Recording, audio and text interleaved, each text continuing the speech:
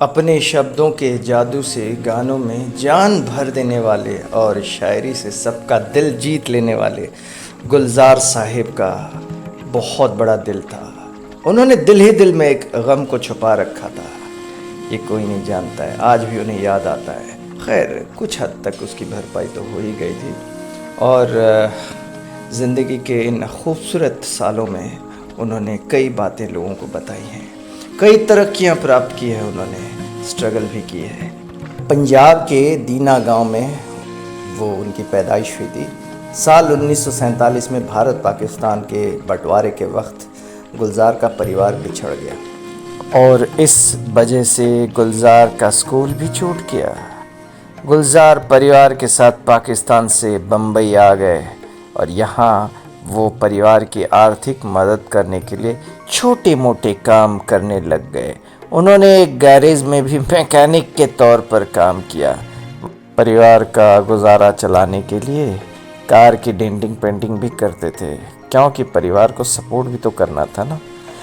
लेकिन उनका मन लिखने में ही लगता था, राइटर गुलजार साहब। इसलिए गैरेज में भी उन्होंने वक्त निकाल के लिखने में और शायरी शेरो शायरी करने में, कविताएं लिखने में वक्त गुजारना शुरू कर दिया। ये उनके पिता को बिल्कुल नहीं पसंद था। उनके पिता मक्खन सिंह कालरा एक सख्त किस्म के इंसान थे और बिल्कुल नहीं चाहते थे कि गुलजार एक राइटर बने। वो एक बार गुस्से में भड़क गए, कहे कि तुमको राइटर वाइटर नहीं बनना है, काम करो छोटा मोटा बड़ा थोड़ा बहुत और पैसा कमाओ, छोटी मोटी नौकरी करो, जिंदगी गुजारो। उन्होंने खूब फटकारा था, पर गुलजार अपनी जिद पर अड़े रहे। क्योंकि उन्हें गैरेज में काम करते करते लिखने का भी समय मिल जाता था, इसीलिए डेंटिंग पेंटिंग का काम भी उन्हें अच्छा लगने लग गया था। गुलजार प्रोग्रेसिव राइटर एसोसिएशन से जुड़ गए और इसी की एक मीटिंग में उनकी मुलाकात शैलेंद्र और बीमल रॉय साहब से हो गई थी। होए होए, उनके लिए तो सोने पे सुहागा हो गया। उन्होंने गुलजार को फिल्मों में आने के लिए मोटिवेट भी किया। कौन? बीमल रॉय और शैलेंद्र जी ने। गुलजार कवि और फिल्मों में राइटर बनने का सपना लेकर मुंबई फिल्मों में घुस तो गए और उनका स्ट्रगल शुरू हो गया। घुसे लेकिन स्ट्रगल करनी पड़ी इस शुरुआत में।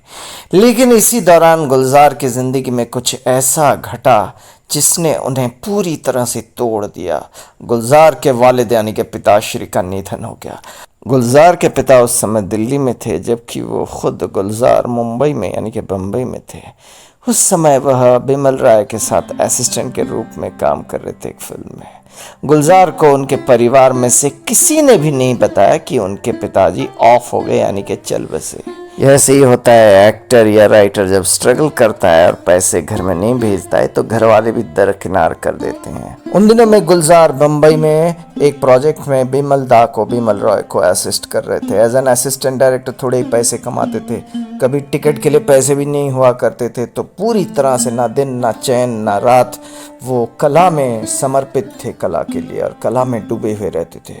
उन्हें पता ही नहीं चला और घर वालों ने धोखा किया, उनको बताया भी नहीं, क्योंकि स्ट्रगल कर रहा है लड़का, पैसा तो है नहीं इसके पास, हम क्यों उसको बताएं।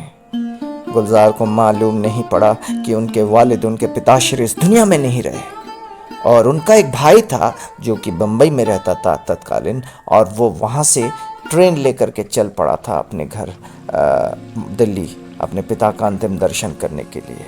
हो सकता है उसको पहले से ही मालूम हो, लेकिन उसने भी अपने भाई गुलजार को नहीं बताया।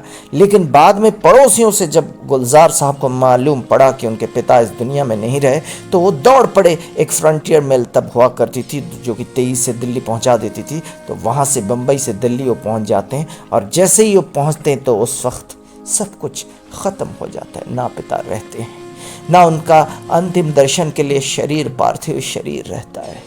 गुलजार पूरी तरह से टूट पड़ते हैं, कोई उनसे बात तक भी नहीं करता है, पानी तक भी नहीं पूछता है, क्योंकि बेटा एक मामूली स्ट्रगलर है, कुछ लिखता है, कुछ करता है, शेरो शायरी। पिता की डांट फटकार खूब खाई बचपन में, जवानी में, लेकिन गुलजार ने पिता के प्रति जो प्रेम और भक्ति है उनके मन में, उसे कभी नहीं भुलाया, उसे कभी नहीं भुलाया। उनका अंतर, उनकी अंतरात्मा पुकारती रही और शायद उसी की वजह से वो गए, जा पाए, कम से कम खबर तो मिली, लेकिन देर से ही सही। लेकिन वहाँ से मन ही मन पूरी तरह से टूटे हुए दिल को लेके बम्बई आ जाते हैं।